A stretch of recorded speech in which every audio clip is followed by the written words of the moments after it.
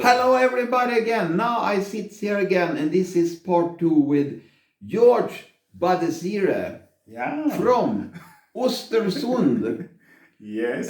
In Sweden we say Östersund and it means the eastern, like sand is when something goes in the ocean like this. I never know that. No, you know it, but it was very hard to explain in English. Okay. But we will try to talk English in this part 2, and then we will send this series when we have done part 3 on Swedish too, and it will be maybe some other subjects. We never know what we are told to say. It just comes. Yeah, because we don't write anything. No, we doesn't write. It's just coming. And that's maybe good, because if we write it, we maybe would talk for 3 hours and it could be a little bit too long. But you came to Sweden, we said in the last part. Yeah. And how did you come into the society? What kind of integration did you have? Yeah, for integration it was not easy, because when you come to Sweden and you are not refugee, you are not refugee who has been seeking for asylum, or you are not refugee that you came through UN, then it's painful, because you don't have any help at all. The only help you have is to go to SFI to learn, that is Swedish for immigrant, to learn Swedish. That is the only help. You don't get any money, you don't get any support from anyone, only the language. And for me, when I came here, so I was at SFI 8 hours every day. 8 hours reading Swedish myself with a teacher. We have one teacher plus almost 15 to 23 students were sitting there. So mixing with people. So it was not easy, because you have to learn yourself. You have to learn. And we started from, A level. Yeah, I was in B level, but we started from A because I wanted to learn a lot, and I wanted to really learn Swedish so that I can speak freely. Mm-hmm. Did you work in the beginning after you learned? Yeah, after, when I've been in Sweden 5 months, so I got job at daycare. I got job at daycare, but they loved me very much, and once they knew that I didn't have income here, so the children loved me so much, because I used to work with UN, as I said in the first video. So, and I work with UNICEF and work with street children. I myself, I lived in street for a period, because it was misunderstanding between me and my father, and I was in street almost for 6 months. When I have money, my father had money, but I have to be with those children outside because I loved them so much. So now when I came to Sweden, I thought I would work with children, but it was not easy to help them, to educate them, because I'm not their parent. And in Sweden, you don't educate someone's kids. It become like you take a part, so it was not easy. So I said, no, I cannot work. But I got permanent job when I was in Sweden 5 months. So I said no, because I couldn't speak Swedish. Yeah. And when you comes to Sweden, you probably need to learn the language, and then you can maybe get the education or get a job. And do you have any tips to people that comes from other countries and doesn't talk Swedish, how to adapt to the society? Yeah, for me, when I came to Sweden, I didn't, as I said before, I didn't know that I would stay here long. I mean, I didn't know that I would stay more than 3 months. I knew that I'll go back to my home country, because there I have my house, not one house, 2 houses, plus other lands to build, car, good job of UN. I had salary every month. So when I came here, that I'm just coming, I'll go back again to my home country. But later, when I found out that I cannot go back now because of the war in Congo, so I decided to stay here. And to stay here, step number 1 is to learn the language. That is the first priority for me, language. And I did that. I went to SFI and I learned Swedish for 9 months. And then number 2 was to work. I need to work. Yeah, and to work, as I said before, I got job, but I didn't speak Swedish, so I said no, I have to learn Swedish. Then I was asking what to do in Sweden. Yeah, and they said that you can work with old people, and I loved to work with old people because in my tradition and my country, my culture, we respect old people. If someone is 1 year plus than mine, that person is elder brother or elder sister, direct from 1 year. So those old people, I owe them a big respect. So I said, okay, I will do this. I tried. Oh, it was perfect. After 2 months, they said maybe we'll give you a job here. That time it was very good there. I mean, I can say in Sweden integration was very, very, very good. That time 2005. So I said no, I have to go to learn this. I have to go to this health program. So I went to learn, and it was a program for 2 years. But because I could speak Swedish, you see now, the best things I did is to learn Swedish. I was learning Swedish. I put my phone in Swedish. TV, it was on Swedish. I started to read Swedish books. I was speaking Swedish with everyone. I stopped to speak English because even English was not my first language. I speak French and Kiswahili. So I was just doing everything in Swedish. 9 months, I started to speak. I started to speak Swedish very well, and I went to school. I started these studies of what they call omvårdnad, so health program, to become a nurse, a nurse assistant nurse. And program was for 2 years, but I did mine for 1 year because they said that you have higher level of Swedish. So I did for 1 year, and I got my certificate, and I started to work. Yeah. But I think you're a helper because you want to help children, you want to help old people, and you want to give people knowledge. And you even care about gorillas, I know. Can you tell me about gorillas? Yeah, gorillas, when I was 13 years, before, when I was 11 years, when I was 13 years, because when my mother left my father, my father sent us to the village, to my mother's village, because my mother, she was born in the village called Katana in Bukavu, Kivu, South Kivu. So, and I went there. My uncle, he was a conservator in the national park there in Kauzi Biega and that area. So I used to meet gorillas. Gorillas, they're coming every evening home and steal bananas. So we see gorillas take stones and chase them out like that. So I loved gorillas very much. And then I can start to develop this to become a tour leader. As my father was an artist, myself, I knew how to make the Baptist and all the what can I call it, the decoration, the tableau and things like that. So I went now I trained myself. I decided to become a tour leader. I started to lead tourists in Goma.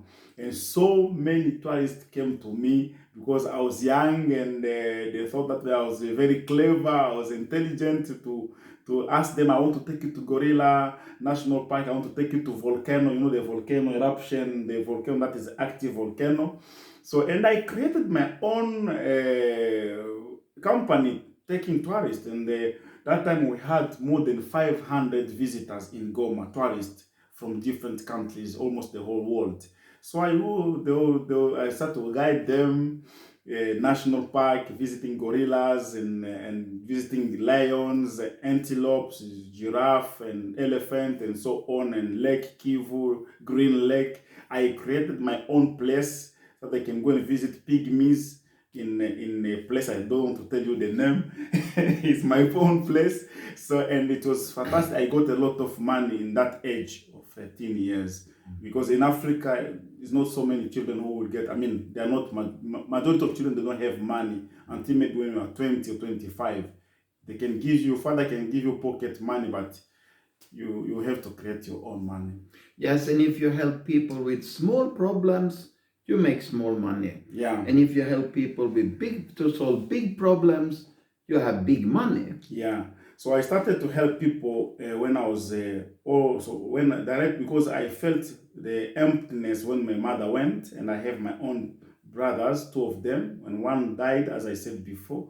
So I started to care about people because the loneliness of being raised by my father alone. It was not easy, and as in Africa, men doesn't do a lot of things, cooking food like we needed a lot of work, and my father took someone to help, but it was not enough. So I started to feel like I have to live in the family, I have to help people. So, and I started to support other children. But 1994, that is time now I started to help people because of this war in Rwanda. I saw so many children outside, their parents have died in the street, children, they are crying themselves. They are 1 year, 6 months, their mothers died. So that made me to start to help people, and I supported 20 children, and now they are adults. They are, yeah. That what helped me to start to even help children in different organizations, orphanage, and so on. Yeah.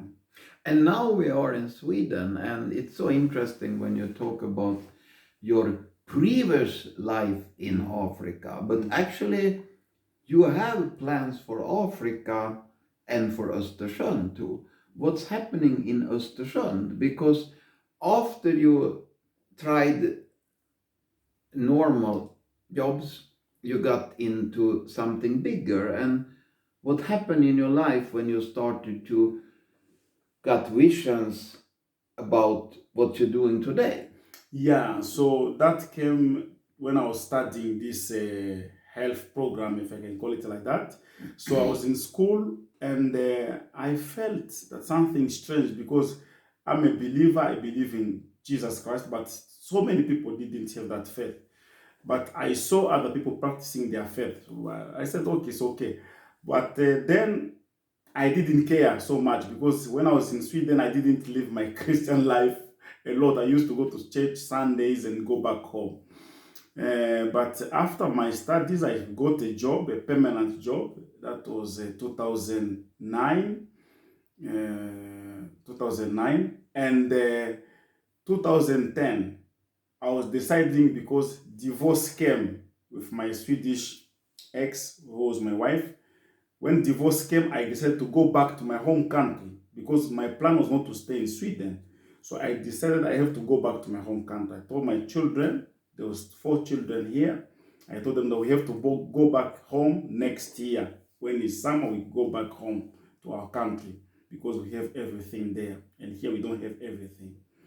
Then in April 2010, 23rd April, then I received a vision where I saw it was like catastrophic in this Sweden, and people was running, people was out from the apartment, people was in big worries and fears. It was like a war. It was like what you saw like just few days ago from Afghanistan. It was the same like that. People are outside, people are running for their life. And then I heard a voice from right side telling me that those are my people who are dying in sins. And if you listen to me, if you allow me, I will help them. I will take good care of them. I will help them. I will heal them, and let it be a revival. So me, I didn't understand what he said, but I heard what he said. Then I said, but those people is like a catastrophic happening. They need help. They need humanitarian help. You know that I've been working with different NGOs. I just know that humanitarian help can help those people. Then he said again, second time and third time. I knew that this is something else. So, and this vision came when I was in the helicopter, and the helicopter you could see down is like a mirror. You can see down there. You can see what is happening in the earth. So, and when I woke up next day, I should go to work. I should work 7 a.m. to 3 p.m. At my workplace, I went to change the dress for the work, for the uniform. And the same voice again said to me, these are my people who are suffering. They are dying in sins. If you allow me, I will heal them. I will take a good care of them. I will bless them, because they don't need financial blessings. And then it will be revival.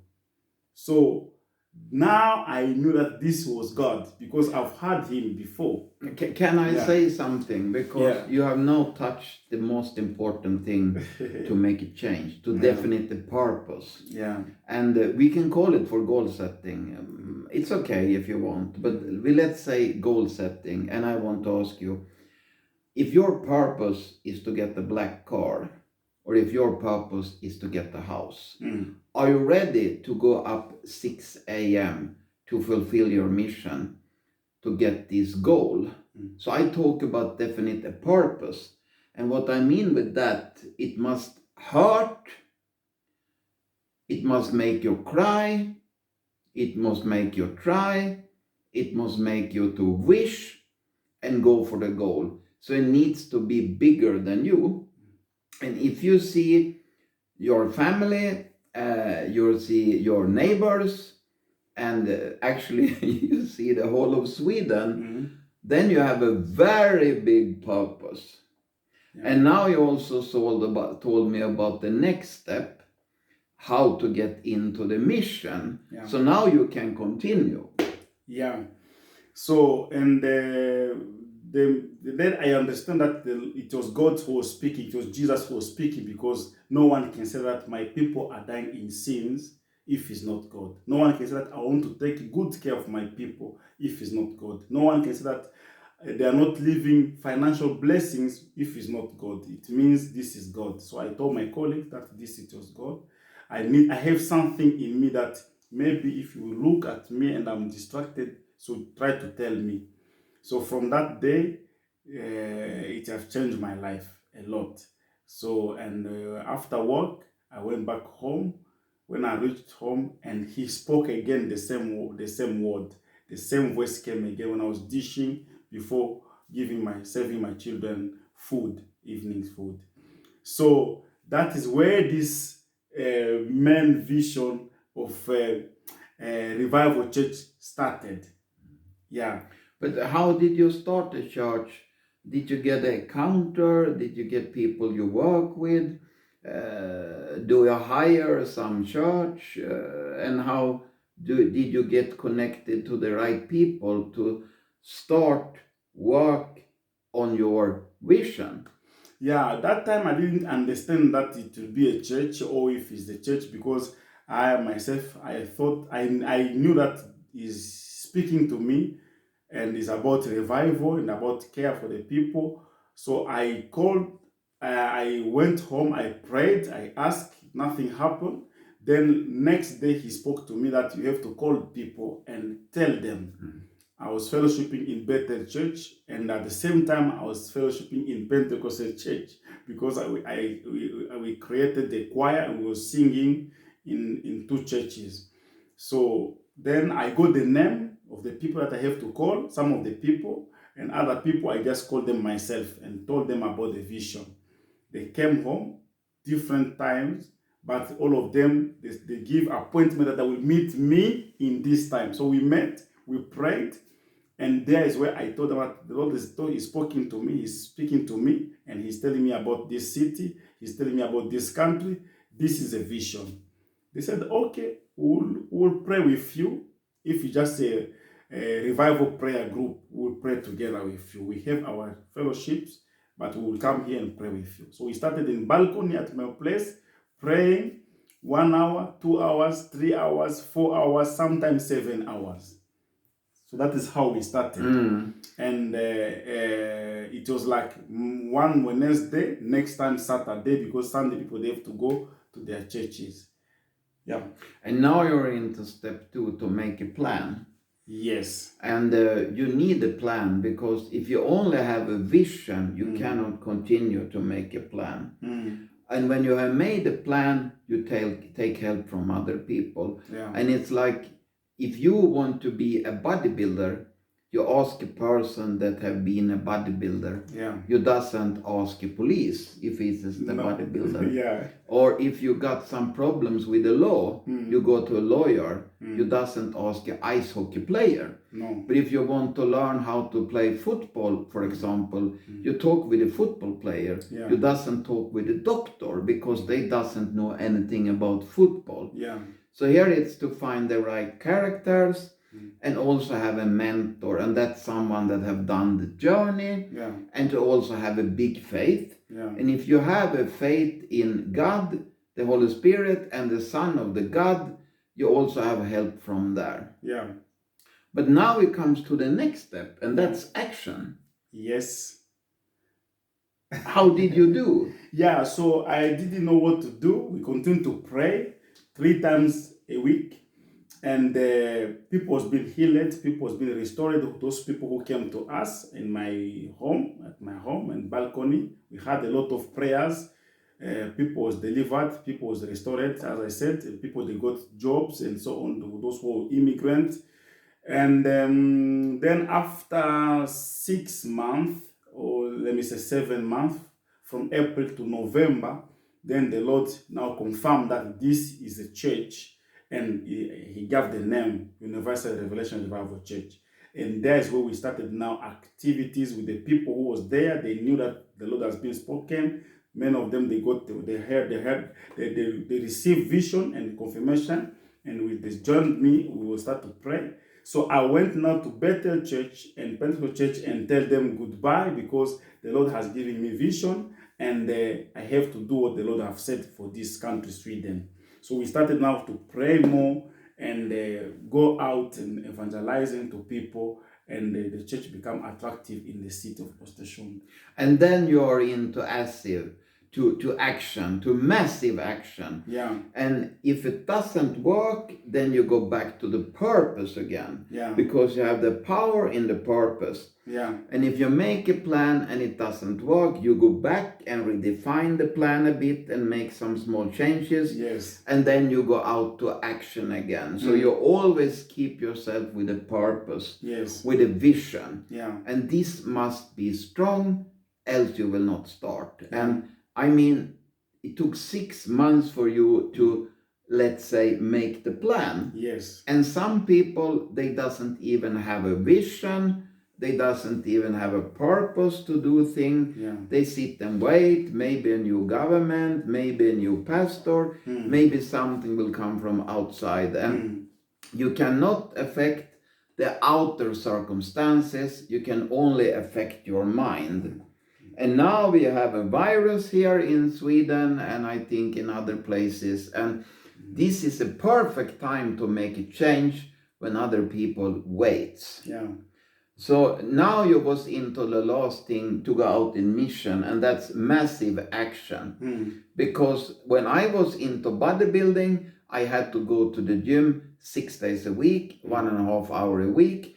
Before competition, I trained 4 to 5 hours a day. I was doing cardio, aerobics. I was on a very strict diet all the time, and I couldn't party. I couldn't meet so many friends. I sometimes not even had time to clean my home properly, because I know I will not be successful in bodybuilding by have a clean home. Yeah. But you have a wonderful wife, and you have kids, and you have a wonderful church. And I will give you a tip. Because this man have written this book, and this is uppenbarelse, and it means revelation in English. So if you want to adapt to Sweden, you learn Swedish or read this. Or maybe it will come out in English. Yeah, it will come in English. We will print English version, even Swedish, because I wrote this Swedish. It's not like us, it's an immigrant Swedish. But we are going to make this, rewrite again this book, and even English, it will be perfect English. So it will come, I believe, by next year we will have a new book. But you're a mimigrant, because you try to mimic Swedish as good as you can. Yeah, I mean, I did my driving lessons in Swedish because I want to learn Swedish. I stay in Sweden. If I stay in Sweden, I have to speak Swedish. I know that there's a lot of, I will meet people who speak Swedish. I'm in Sweden. The only language is Swedish. So, and that's why I wrote even the book in Swedish. So I try to do everything in Swedish because I'm in Sweden. It's part of integration, and I'm preaching in Swedish now. more than, I mean, in the church I preach in Swedish, and I love to preach in Swedish because I learn a lot of words, new words every time. And I do many films in English, so I hope you understand me. So, I'm leaving Sweden, and George is integrating, and I'm immigrate Sweden almost. No, but I believe in my country, and I love my country, and I'm ready to die for my country, but I'm also ready to die for my freedom and the truth I believe in. Yes. But in the next film, now we have done a pretty long movie again. Yeah. I think this is fun. We cannot end it. No, we cannot end it. But in the next film that we will do pretty soon, it will come on a YouTube first and then on a Facebook close to you. And George will also share them in his ways and his forums. Yeah. But the next film is more about the future. And I will ask George what he sees for the future, maybe for himself, maybe for his church, maybe for faith in Sweden, what kind of faith, and also we will probably discuss faith in fear, because it's happening big things in the world now. Yeah. Because we have a virus in Sweden, and if you have a virus too in your country, you just raise your thumb. So we will talk more about what will happening, what does he believe, and can we change it in some way as one person, and can we do a bigger change if we are 10, 100 or 1000, like William Wilberforce did in England when he get rid of the slavery in the empire and in Sweden and Portugal, because we had slaves too in Sweden. Yeah. And if you sit in USA, I'm sure you never had slaves. Yeah, of course. Yeah, so it's coming in next video. Yes. And then I thank you very much, and I hope that this day, this evening will be the best in your life forever. Yes. And then it will be even better. Don't you think? Yes, I do that. I believe that it will be a big change. Bye. Bye-bye.